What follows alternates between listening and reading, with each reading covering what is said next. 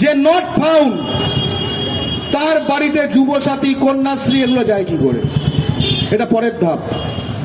আমরা আদালতের কাছে যাব, আমরা আদালতের কাছে গিয়ে স্পষ্ট বলবো এই দুই রাজ্যে ভোটার কার্ড থাকা, বিহারেও ভোট, পশ্চিমবঙ্গেও ভোট, ইউপিতেও ভোট, পশ্চিমবঙ্গেও ভোট, এবং তারা বাংলা পক্ষের চাপে, আইনের ভয় পাওয়া ভালো, আইনকে তারা তুলে নিয়েছে। তো নির্বাচন কমিশনের লিস্ট অনুযায়ী যে এখানে থাকে না, তার ঘরে রেশন যাচ্ছে কেন? তার অ্যাকাউন্টে টাকা যাচ্ছে কেন?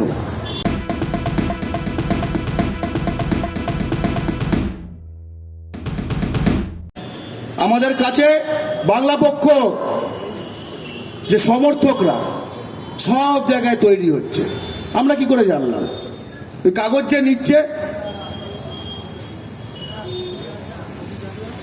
বাংলা সহায়তা কেন্দ্র তৃণমূলত ঢুকিয়ে দিয়েছে, ঠিক আছে, সে নিচ্ছে, প্রসেস করছে, একটা ফটো তুলছে, বাংলা পক্ষকে পাঠাচ্ছে। বুঝতে পেরেছো তো? ওই জন্য বললাম, যেটাকে দিয়ে হাত পা টিপছে আজকে, ওকে একদিন লাগবে। ওই জন্য বললাম, ভাবুন সোনারপুরে যদি এটা পারে, যেখানে একটা বহিরাগত কাউন্সিলর নেই, তাহলে কামারাটিতে, টিটাগড়ে, ভাটপাড়ায়, জগদ্দলে, বরানগরে কি হচ্ছে একটু ভাবুন তো। ওই জন্য বললাম, যুব নয়,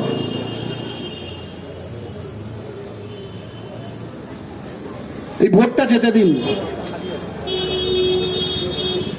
প্রথমে যখন ড্রাফট লিস্ট হলো 58 লাখ বাদ পড়েছে, 3 রকম বাদ পড়েছে।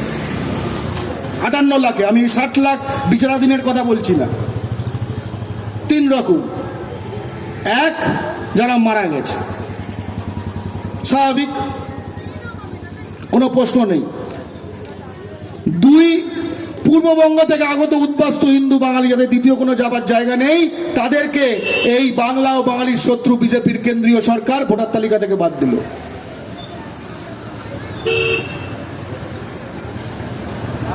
3,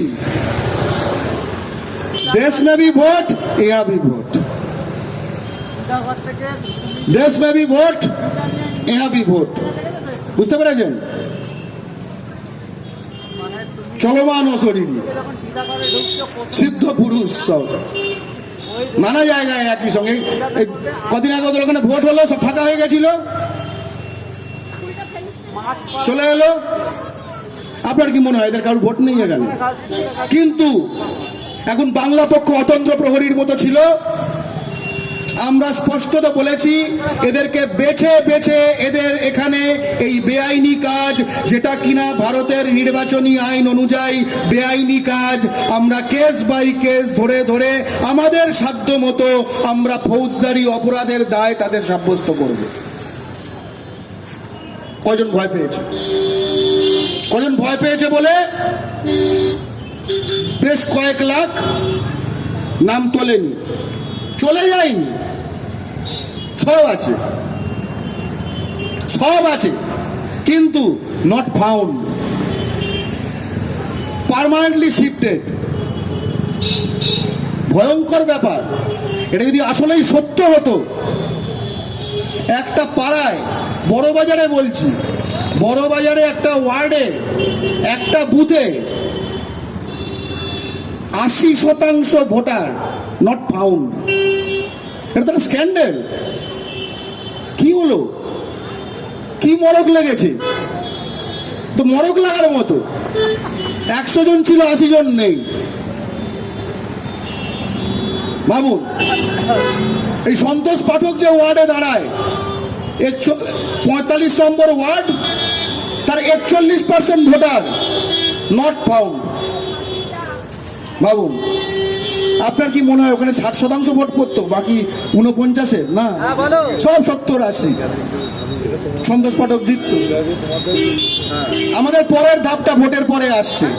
এই যে নট ফাউন্ড পাওয়া গেল, পাওয়া যায়নি, বা পার্মানেন্টলি শিফটেড পাওয়া গেল, চলে গেছে, তাই তো? কেউ কন্টেস্ট করেনি যে না এই তো আমি ফাউন্ড বলেনি তো, তার ঘরে রেশন যায় কি করে?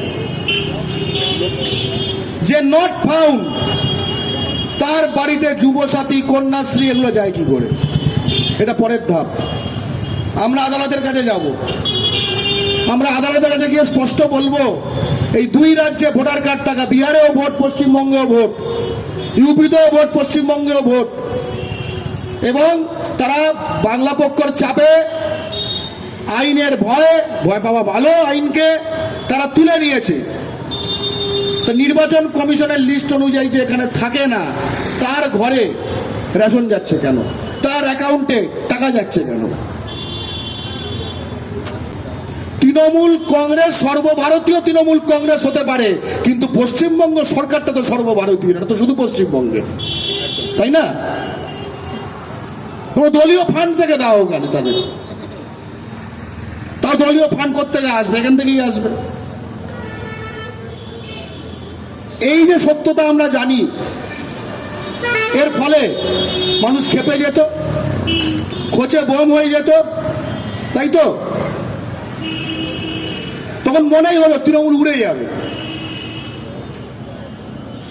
তার কারণ উঠছে না কেন? উল্টো দিকে দাঁড়িয়ে আছে। ওরা বাংলা থেকে বাঙালিকেই নট ফাউন্ড করে দিতে চায়। ভাবো, ওরা বাংলা থেকে বাঙালি জাতিটাকেই নট ফাউন্ড করে দিতে চায়, permanently shifted to detention camp, পারলে টু বাংলাদেশ। অনেকে বিশ্বাস করেন, জানেন তো, অনেকে বিশ্বাস করে যে সত্যি এখানে কোটি কোটি রোহিঙ্গা আছে, বাংলাদেশি আছে, কোটি কোটি। কি মনে করে? আডিস মনে করে আমার এখানে না, কিন্তু ওই দিকটায় আছে, ওইটার মতো সব। আগেরটা যেরকম বললাম না, আমি খাটি, সে খাটে না।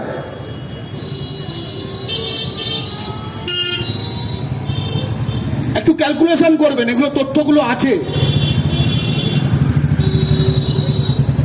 যে 2002 এবং 2025 এই দুটো ভোটার লিস্টে যাদের নাম আছে, তারা কি করে রোহিঙ্গা হয়? রোহিঙ্গা খেদানো তো শুরু হলো বর্মা থেকে 2014-15 সালে।